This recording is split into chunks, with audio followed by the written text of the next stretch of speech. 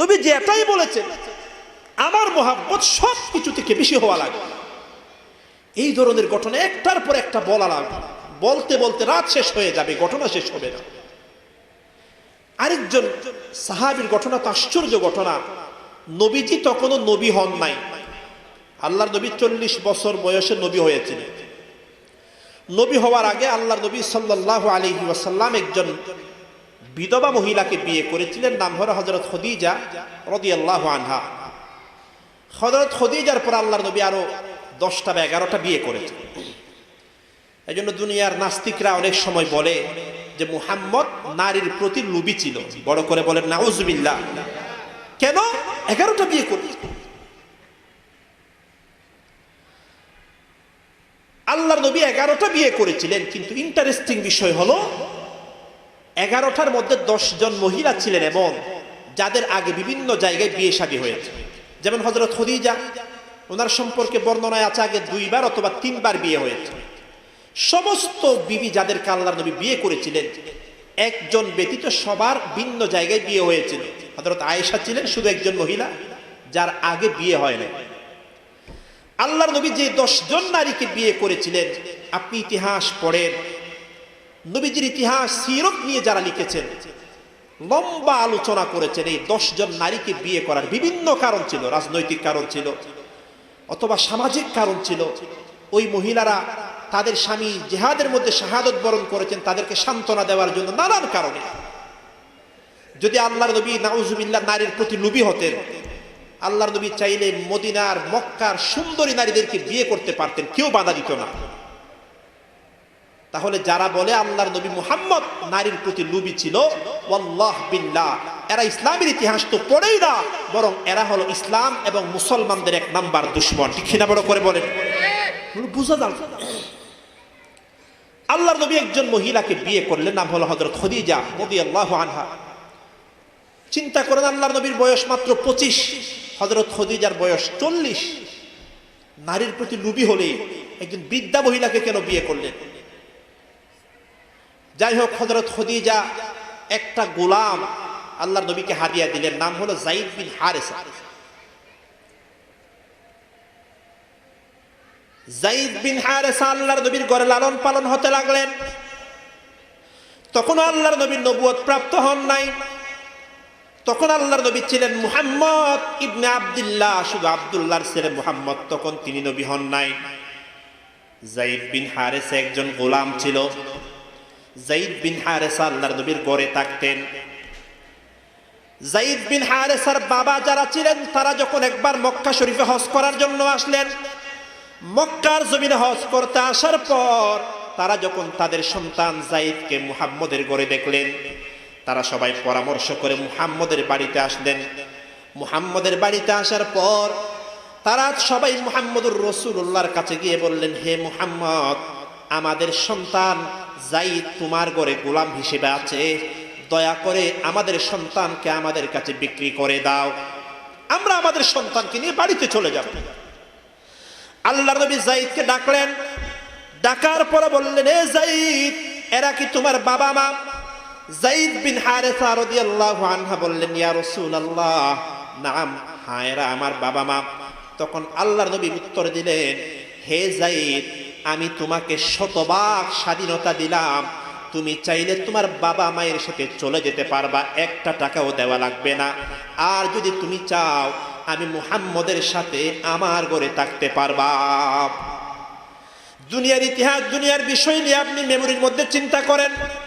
একজন সন্তানকে যদি স্বাধীনতা দেওয়া হয়, তুমি চাইলে তোমার বাবা মায়ের সাথে, আত্মীয় স্বজনদের সাথে যাইতে পারবা, আর চাইলে মালিকের সাথে থাকতে পারবা।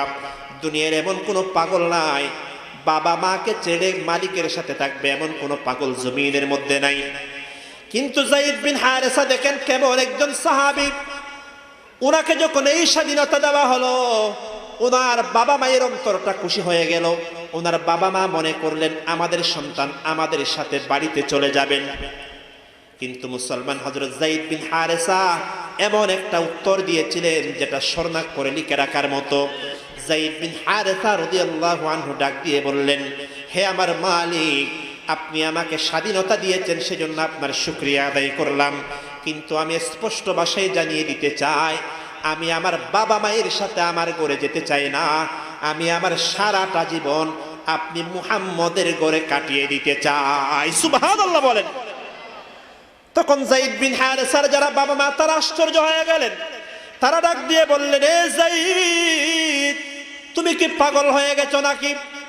তুমি একজন মালিকের ঘরে গোলাম হিসেবে থাকবা, বাবা মায়ের সাথে তুমি যেতে চাও না কেন? কারণটা কি? যায়েদ বিন হারেসা বললেন, আমি মুহাম্মদের ঘরে এমন এমন জিনিস পেয়েছি যা কিয়ামত পর্যন্ত আর কারো ঘরে আমি পাবো না। এজন্য আমি বাবা মায়ের চাইতে মুহাম্মদের ঘরে থাকাটাকে জীবনের জন্য আমি পছন্দ করে নিলাম। সুবহানাল্লাহ। এই উত্তর শোনার পর আল্লাহর নবী এমন খুশি হয়ে গেলেন, আল্লাহর নবী এমন খুশি হয়ে গেলেন, একজন গোলামের এমন উত্তর শুনে আল্লাহর নবী এমন খুশি হয়ে গেলেন। ওই জামানার মধ্যে নিয়ম ছিল, মানুষ অন্য ছেলেদেরকে নিজের পালক পুত্র বানায় নিত।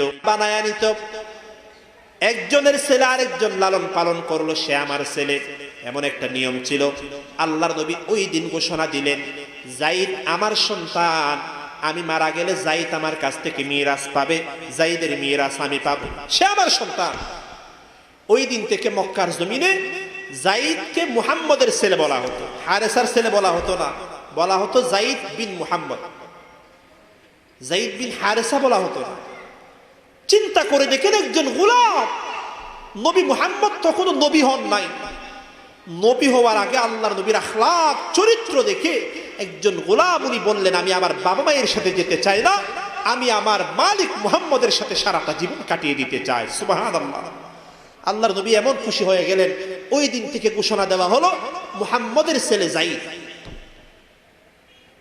এমন খুশি হয়ে গেলেন। পরবর্তীতে একটা ঘটনা হলো, আল্লাহ তাআলা আয়াত নাজিল করলেন যে এই পালক পুত্রের বিধান ইসলামের ভিতরে নাই। আল্লাহ তাআলা সূরা আহজাবের মধ্যে আয়াত নাজিল করলেন, তোমরা ছেলেদেরকে তাদের আপন বাবার নামে ডাকো। পালক পুত্রের বিধান ইসলামের ভিতরে নাই। ওই দিন থেকে আবার বলা শুরু হলো যায়েদ বিন হারেসা, মুহাম্মদের ছেলে বলা থেকে হারেসার ছেলে বলা শুরু হলো। এই জিনিসটা হযরত যায়েদের মনে বড় আঘাত আসলো। এতদিন পর্যন্ত আমাকে বলা হতো মুহাম্মদের ছেলে, এটা কত বড় একটা সম্মান, নবী দু জাহানের সরদারের সন্তান আমি। আল্লাহ তাআলা আয়াত নাজিল করলেন, না, আজকে থেকে তোমরা সন্তানদেরকে আসল বাবার নামে ডাকবা, পালক বাবার নামে ডাকা ইসলামের অনুমতি নাই। ওই দিন থেকে বলা শুরু হয়ে গেল যায়েদ বিন হারেসা। এই জিনিসটা হযরত যায়েদের অন্তরে আঘাত আসলো। তো কোরআনের মধ্যে একটা আল্লাহ তাআলা আয়াত নাজিল করলেন, এমন একটা আশ্চর্য বিষয়। 30 পারা কোরআনের মধ্যে হযরত আবু বকরের নাম নাই, ওমরের নাম নাই, উসমানের নাম নাই, আলীর নাম নাই, কোন সাহাবীর নাম নাই। কোরআনের মধ্যে শুধুমাত্র একজন সাহাবীর নাম আছে, ওই সাহাবীর নাম হলো যায়েদ বিন হারেসা। যায়েদ ফালাম্মা কদা যায়েদুম মিনহা, কোরআনের মধ্যে শুধু একজন সাহাবীর নামে স্পষ্ট বাবা আছে, ওই সাহাবীর নাম হলো হযরত যায়েদ রাদিয়াল্লাহু আনহু। কেন?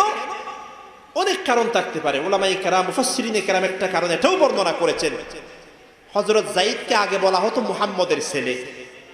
পরবর্তীতে আল্লাহ আয়াত নাজিল করলেন, না, মুহাম্মদের ছেলে বলা যাবে না, হারেসার ছেলে বলো। মুহাম্মদের ছেলে বলার থেকে যখন নামটা কেটে গেল, তার অন্তরটা খারাপ হয়ে গেল। আল্লাহ তাআলা আয়াত নাজিল করলেন, এ যায়েদ, তুমি মন খারাপ করিও না, তোমার নামের সাথে মুহাম্মদ এই নামটা কেটে গেছে, মন খারাপ করিও না। তুমি যায়েদের নামটা আমি এমন একটা জায়গার মধ্যে বসিয়ে দেব, কিয়ামত পর্যন্ত যত মুসলমান জমিনের মধ্যে আসবে, কোরআন যদি খতম করতে চায়, তোমার নামটা তিলাওয়াত করা ব্যতীত কোরআন খতম করা যাবে না। বলেন সুবহানাল্লাহ। কোরআনের অংশ বানায়া দিলাম। এই জন্য কোন সাহাবীর নাম কোরআনের মধ্যে নাই হযরত যায়েদের নাম ছাড়া। এই জন্য আমাদের মাদ্রাসার কিতাবে যত নাহুর কিতাব, ব্যাকরণের কিতাব, সরফের কিতাব, সব জায়গার মধ্যে যত উদাহরণ দেওয়া হয়, সব উদাহরণ হলো জরাবা যায়েদুন আমরান, জুরিবা যায়েদুন, মারলেও যায়েদ, পিটা খেলেও যায়েদ, চুরি করলেও যায়েদ, ডাকাতি করলেও সব যায়েদ। কেন? উলামায়ে কেরাম বলেন, যদি যায়েদ এটা আপনি কোরআনের শব্দ হিসেবে উচ্চারণ করেন, এটা একটা কোরআনের শব্দ, সেই হিসেবে যদি উচ্চারণ করেন, কমপক্ষে 30টা নেকি পাওয়া যাবে। সুবহানাল্লাহ। আমাদের উলামায়ে কেরাম তো মেসাল এটা এমনি দেন নাই, অন্য কোনো নাম দিতে পারতেন। যায়েদ দিয়েছেন এটা কোরআনের শব্দ হিসেবে, সংক্ষিপ্ত শব্দ, উচ্চারণ করতেও সহজ, নিয়ত পরিবর্তন করলে সওয়াবেরও পাওয়া যাবে। এই জন্য হযরত যায়েদ আল্লাহর নবীকে এত ভালোবাসতেন, নিজের বাবা মার কাছে যান নাই, নবীজির কাছে থেকেছে। এজন্য এটা হলো আল্লাহর নবীর হাদিস, লা ইউমিনু আহাদুকুম হাত্তা আকুনা হাব্বা ইলাইহি মিন ওয়ালিদিহি ওয়া ওয়ালাদিহি ওয়ান নাসি আজমাইন। তোমার ছেলে মেয়েদের থেকে আমি নবীকে বেশি ভালোবাসতে হবে। এ মুসলমান, এমন কি শুধু তাই না, তোমার প্রাণের চাইতেও আমি নবীকে বেশি মুহাব্বত করতে হবে। সুবহানাল্লাহ। সবাই একটু জিকির করি, লা ইলাহা, জোরে লা ইলাহা, সুবহানাল্লাহ ওয়ালহামদুলিল্লাহ, লা ইলাহা, হাসবি রাব্বি জাল্লাল্লাহ, মা ফি কলবি গায়রুল্লাহ, লা ইলাহা, জোরে লা ইলাহা, কাদরে কুদরত তুদারি বরকমাল, আনতা রব্বি আনতা হাসবি যুল জালাল, লা ইলাহা, লা ইলাহা ইল্লাল্লাহু মুহাম্মাদুর রাসূলুল্লাহ সাল্লাল্লাহু আলাইহি ওয়াসাল্লাম। সাহাবীরা প্রমাণ দেখিয়েছেন, নিজের প্রাণের চাইতেও নবীকে ভালোবাসার উদাহরণ দেখিয়েছেন। একজন সাহাবীর ঘটনা যখন আমরা পড়ি, আমাদের হৃদয়টা কত বিক্ষত হয়ে যায়, যেই ঘটনা বিভিন্ন হাদিসের কিতাবে বর্ণিত হয়েছে। খুবাইব নামে একজন সাহাবী ছিলেন, হযরত খুবাইব। আমি তো বারবার বলি,